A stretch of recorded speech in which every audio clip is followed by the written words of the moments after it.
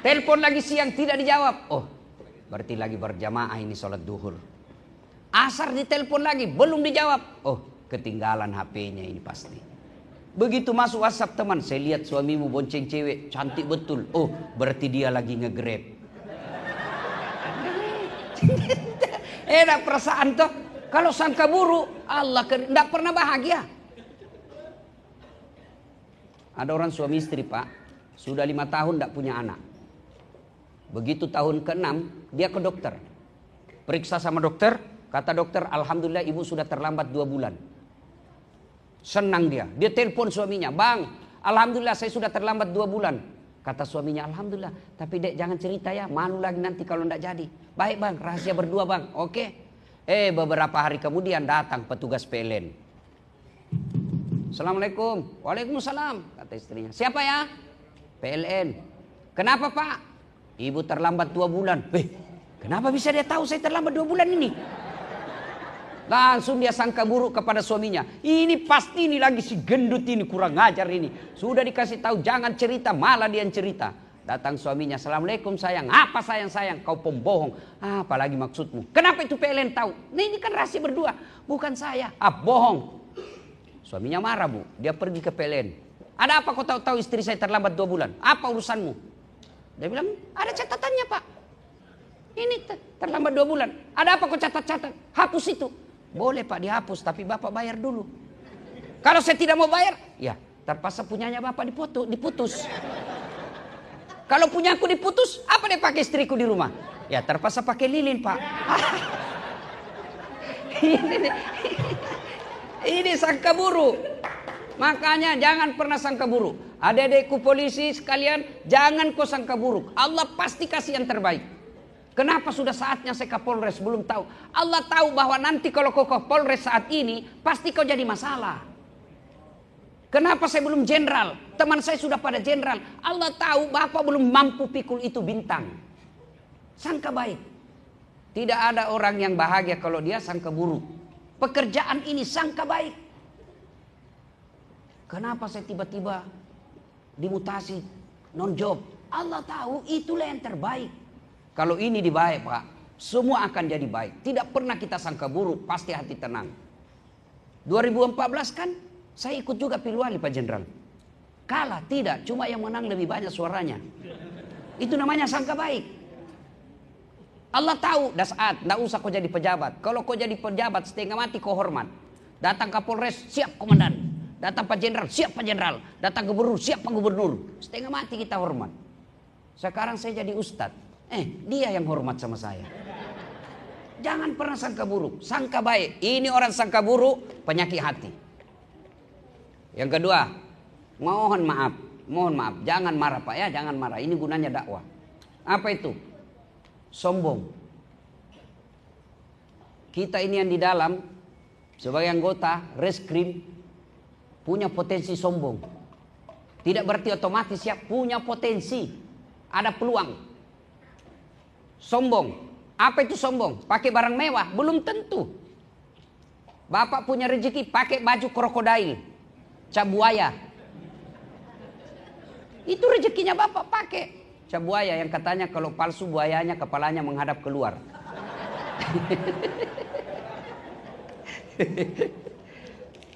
Apa sombong? Tidak. Bapak sebagai direktur, kasubdit, jenderal, ada rezeki orang kasih. Itu rezeki, pakai pak. Itu rezeki namanya. Apa sombong? Tidak. Kapan sombong? Kata sombong itu hanya 2. Ketika Nabi bilang sombong itu 2 sifatnya. 1, nganggap remeh orang lain. Apa kamu tahu? Kau kan junior saya. Saya lebih senior. Iya bapak memang senior tapi otaknya Pentium 1. Ini junior tapi otaknya Pentium 5. Cepat loading pak. Dinasihatin tidak mau. Oh itu sombong. Menolak kebenaran, nganggap remeh orang lain. Bapak pakai harga 2 juta. Boleh pak rezeki. Kapan sombong? Krokodil. 2 juta ini. Kamu tidak bisa beli deh yang begini. Sombong. Yang kedua, dinasehatin sama anak buah. Pak, komandan, mohon izin komandan. Menurut pengalaman kami di lapangan, ini yang cocok. Tahu apa kamu? Sombong. Menolak kebenaran. Sombong tidak dicintai oleh Allah. Ada 10 temannya setan, kata Nabi. Salah satu diantaranya ganiyun mutakabbir, orang kaya yang sombong. Kaya apa saja sombong, temannya setan. Kaya pangkat, pejabat, sombong, temannya setan. Kaya harta, hartawan, sombong, temannya setan. Tapi kalau kaya, punya pangkat, sombong, masih wajar. Orang bilang, ya wajar lah, kaya, pejabat, banyak anak buahnya, wajar dia sombong. Tapi temannya setan. Tapi yang lebih parah, sudah miskin, tidak ada jabatannya, tidak terkenal, sombong lagi. Bukan lagi kau temannya setan, kau sudah jadi setan. Jadi sombong, jangan sombong Pak. Ya, berapa banyak terbukti di angkatan kita, mohon maaf Pak ya, seangkatan misalnya kita, sama-sama angkatan, dia lebih cepat dapat jabatan. Akhirnya dia remehkan seangkatannya. Esok berputar dunia. Tiba-tiba dia dapat jabatan. Pada saat itu pasti Anda rasakan bagaimana akibat dari kesombongan itu. Apa yang kita mau sombongkan? Ini bapak-bapak yang di depan kita bintang. Ingat filosofi alam. Semakin terang matahari itu berarti sudah siap gelap. Semakin gelap malam itu berarti sudah siap pagi. Jadi adik-adikku, kalau selama ini agak gelap rasanya hidup ini, berarti sudah siap terang. Kalau sudah terang sekali, berarti sudah siap gelap. Apa gelap? Pensiun. Pasti itu Pak. Mau bintang 1, bintang 2, bintang 3, naik bintang 4, pasti pensiun. Sudah pensiun, wabillahi taufiq wal hidayah. Bapak pensiun masih mau pakai bintang tongkat, anak buah bilang astagfirullah sudah sakit bapak ini. Pak. Ya, nah, jangan sombong. Ustadz, jangan sombong. Karena itu kata Nabi kan 4 itu yang menyebabkan orang datangnya sombong. 1, bertambahnya harta. 2, bertambahnya jabatan. 3, bertambahnya ilmu. 4, bertambahnya popularitas. Berkumpul ini temannya setan. Ustadz, ada bertambah ilmu. Ada ustadz sombong, ada. Mana itu yang seolah-olah dia pemilik pemegang kunci surga dan neraka? Ada penceramah, ada seperti itu. Dakwanya hanya menyerang, dakwanya cuma menyakiti. Apa yang kita mau sombongkan sebagai penceramah?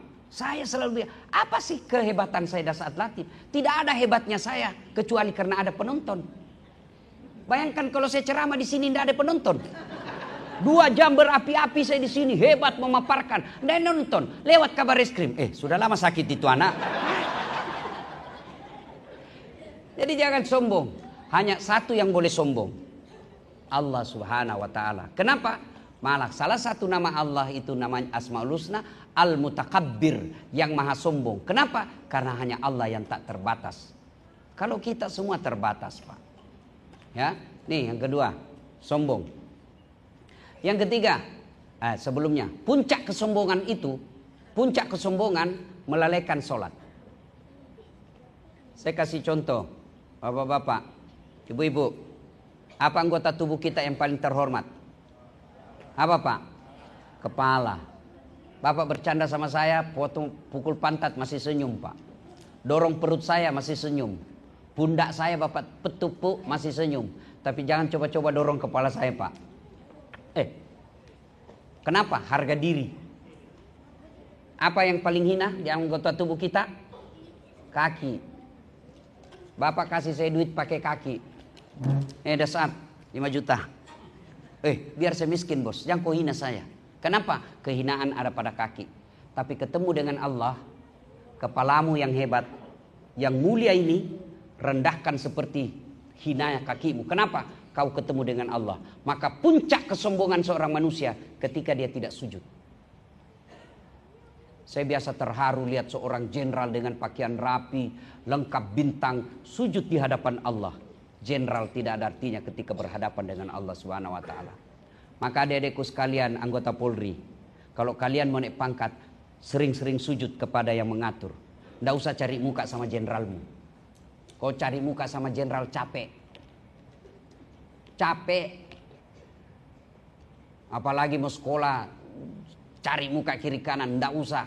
Allah sudah atur. Minta kepada Allah.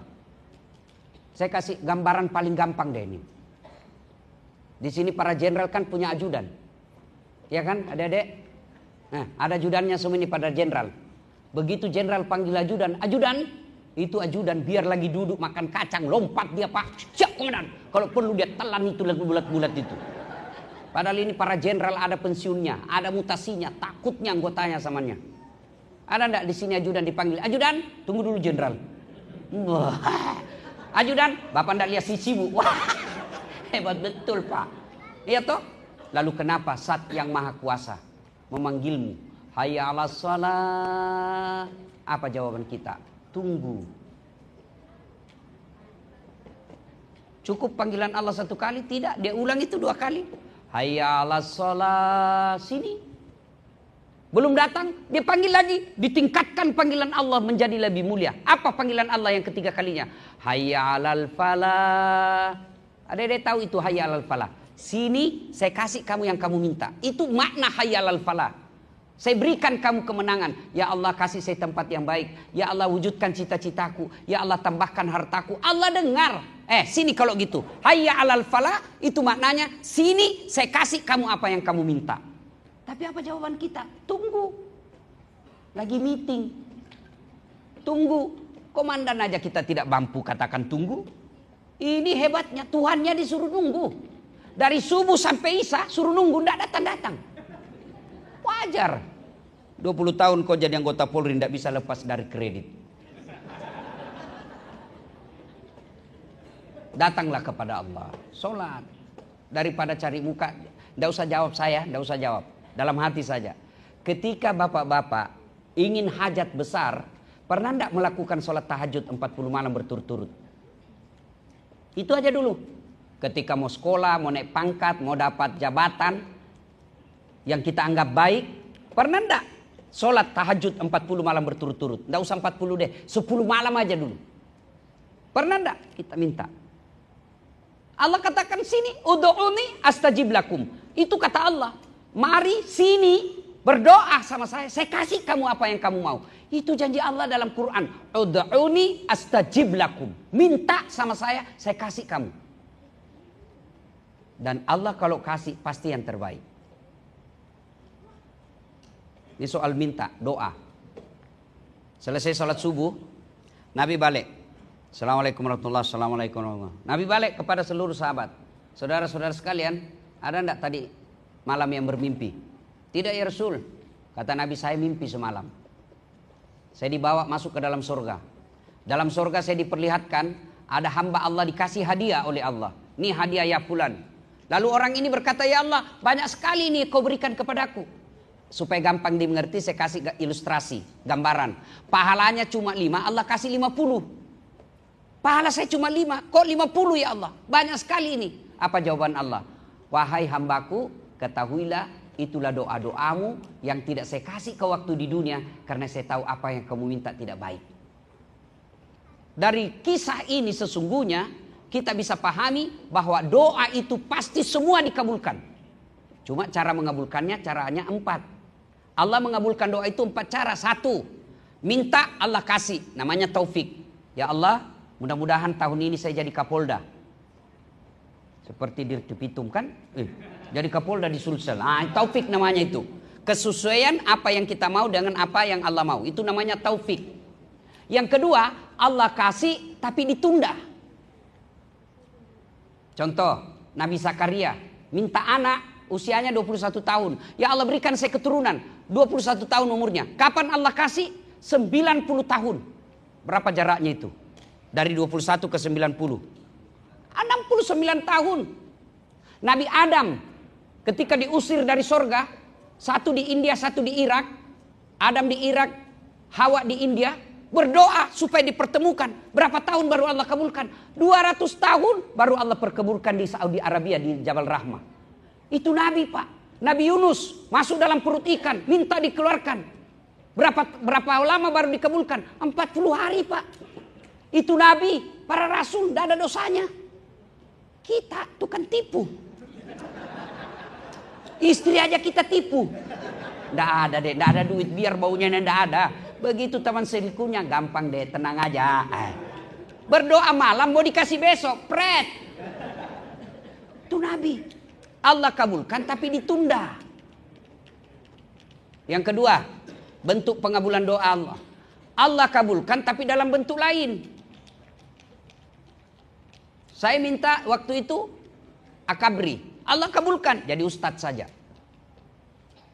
Allah kabulkan tapi dalam bentuk lain. Contoh sederhana. Bapak-bapak punya anak 11 tahun.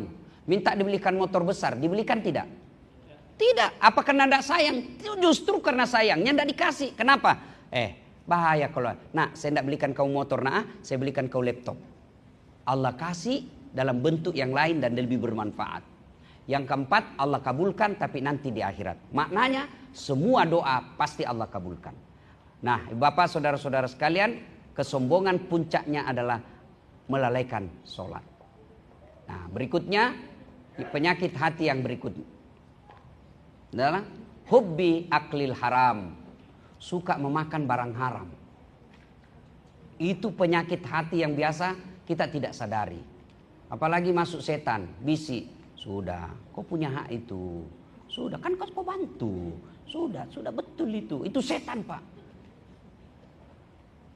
Dan lihat orang-orang yang suka memakan makanan haram, susah dinasehati, istrinya Pak kasar.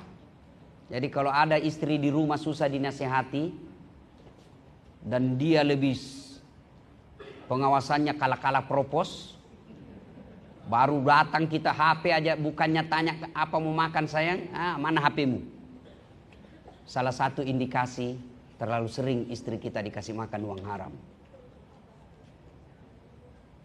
Coba lihat orang-orang Pak yang bagus, pangkat jabatannya tinggi, tapi menghalalkan segala cara, kadangkala anaknya bikin malu.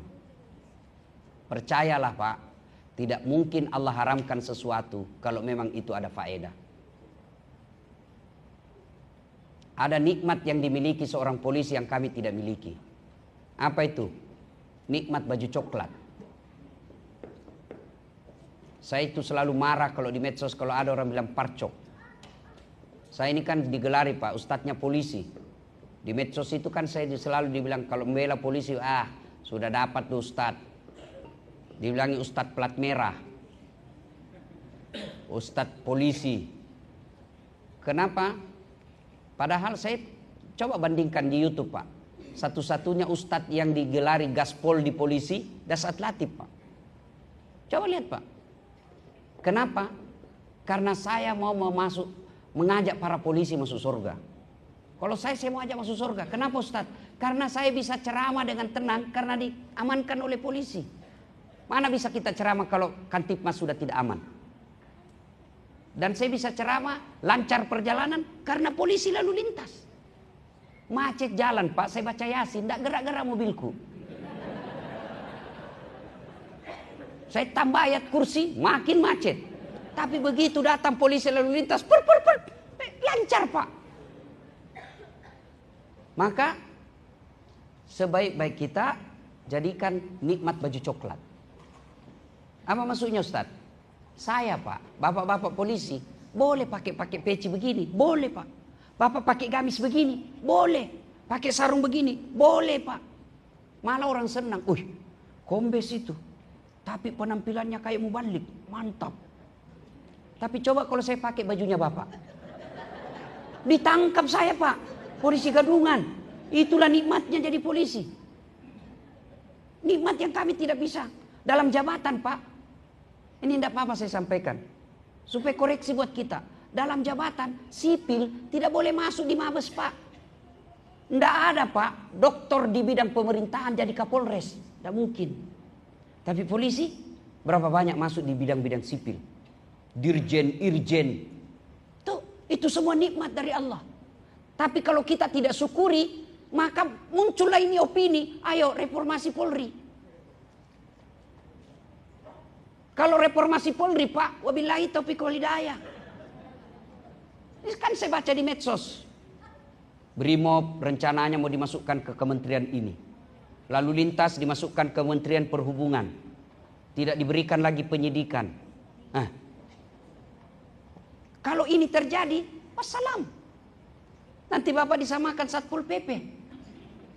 Maka tidak ada kecuali profesionalisme. Itulah presisi. Mohon maaf Pak ya, jangan marah Pak.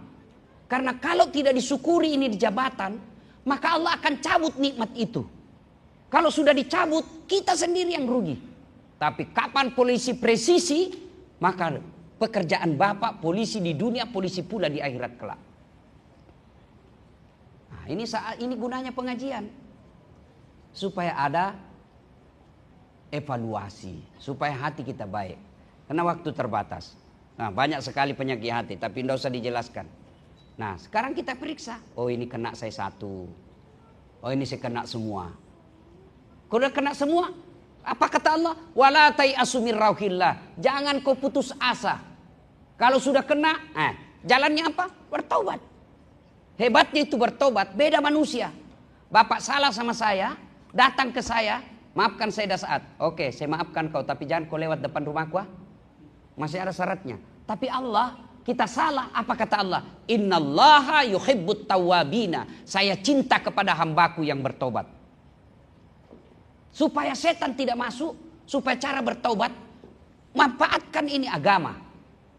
Makanya saya tadi masuk di sini Pak, ini kan reskrim ini digambarkan ini, kalau saya sendiri lihat itu kan ngeri Pak. Saya masuk tadi saja itu saya bilang ini semua orang-orang bermasalah aja yang masuk di kantor ini, iya kan? Makin tinggi masalahnya, makin banyak dia masuk ke sini. Tapi begitu saya masuk tambah kaget lagi saya Pak. Ada di situ masuk tertulis buaya. Ada kan ada di tertulis buaya Pak. Saya tanya apa ini buaya? Pembunuhan dan penganiayaan. Oh, saya kira buaya darat. Lalu kapan kita cas? Khotbah Jumat aja. Itu pun kalau Bapak tidak terlambat datang. Rata-rata kita ini kan paling terlambat datang, paling cepat pulang. Orang khotbah Bapak tidur. Mau masuk surga, kok kira ada orang dalam? Tidak pernah dengar dakwah, itulah dakwah. Nah, acara seperti ini ngecas. Sudah ini Pak, dengar dakwah, itu menurut Quran, dua sikap kita. Sikap pertama, dia terima. Apa kata Quran? Innamal mu'minuna alladzina isa sukirallah wajilat qulubuhum wa iza tuliyat alaihim ayatuhum sadathum imanan. Apabila dia sudah dengar dakwah, bergetar hatinya, bertambah imannya. Oh, betul itu kata Ustadz tadi. 3 dijelaskan, saya kena 3-tiganya. Insya Allah saya akan memperbaiki diri. Bapak masuk beriman. Sebaliknya, sikap kedua. Ammal ladzina amanu wa amilus salihati falahum jannatul ma'wa. Hadiahnya orang beriman. Dikasih kau surga. Surga dunia, surga akhirat. Tapi sikap kedua, dia tolak. Apa itu Ustaz tadi? 4 dia bahas, kita terus dia kena. Tidak enak rasanya. Pak Jenderal, tidak usah lagi dipanggil itu Pak Ustaz. Tidak bagus. Ini kena sindiran Allah. Kau sampaikan ayat Allah atau tidak, la yasta'un. Mereka tidak akan beriman. Bahkan mereka, kata Allah, lebih hina dari binatang. Adik-adik tahu kambing? Tahu kambing? Kambing Pak, kakak saya jual beli kambing di kampung. Itu kambing kalau dia nakal, dia suruh jual, bawa ke pasar, jual. Sampai di pasar tidak ada yang beli. Apa kakak saya kata kakak saya, bawa pulang. Potong, kita makan sama-sama. Itu kambing. Nakal, jual. Tidak dibeli, potong. Kalau ada anggota di sini nakal, siapa yang mau beli Pak? Siapa yang mau makan? Itulah mana manusia lebih hina dari binatang. Maka kita tidak mau seperti itu. Maka kita hadir di pengajian seperti ini agar kita tidak menjadi lebih hina dari binatang.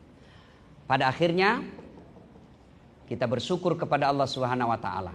Cara bersyukurnya dengan pekerjaan ini, bekerja dengan baik, dan bekerja dengan baik itu ditentukan oleh hati. Kalau hatinya baik, insya Allah kerjanya dengan baik. Bapak, saudara-saudara sekalian, inilah pengajian kita pada taklim kita kali ini. Terima kasih atas undangannya. Mohon maaf jika ada kata dan kalimat yang tidak berkenan.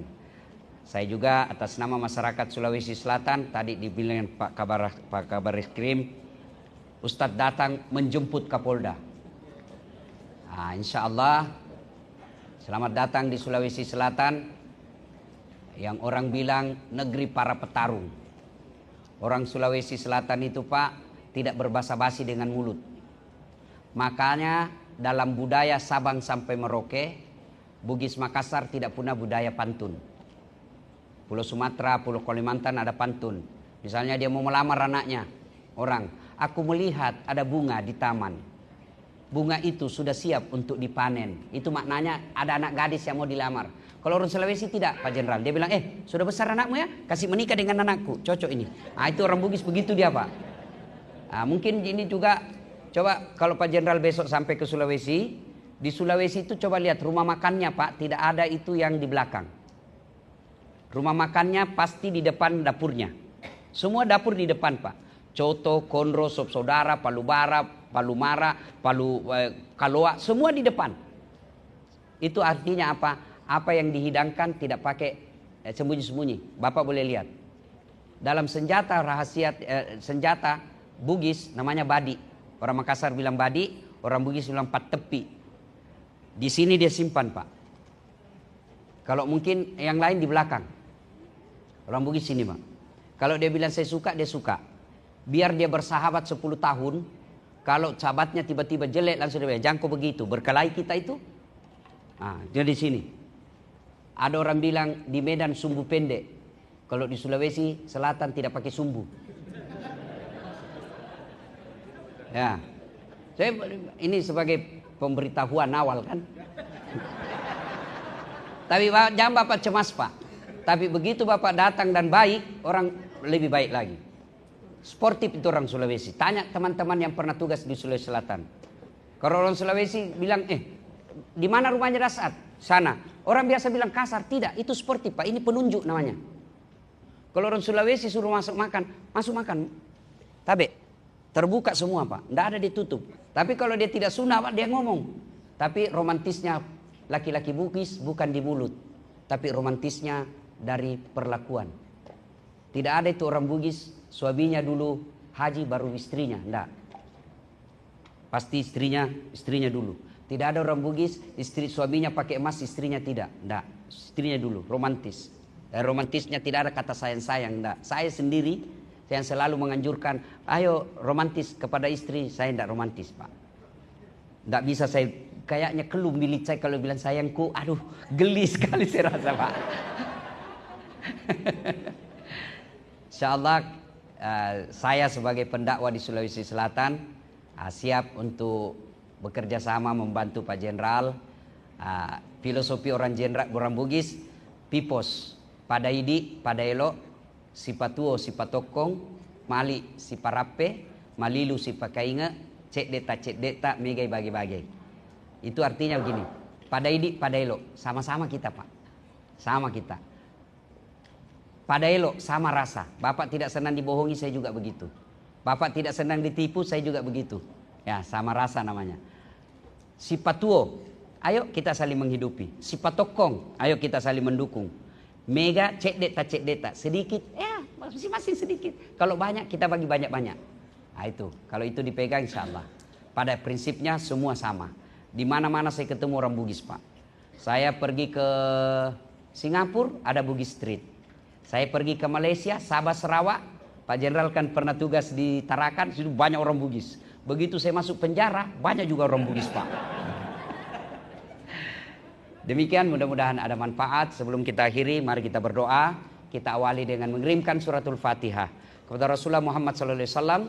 Khasiat dan keutamannya kita ikhlaskan untuk melingkupi kantor kita ini, gedung ini, agar Allah menjaga orang-orang yang ada di dalamnya. Ila hadratin Nabi Mustafa Muhammad sallallahu alaihi wasallam, summa hususil sahibul bait. Al-Fatihah. Bismillahirrahmanirrahim.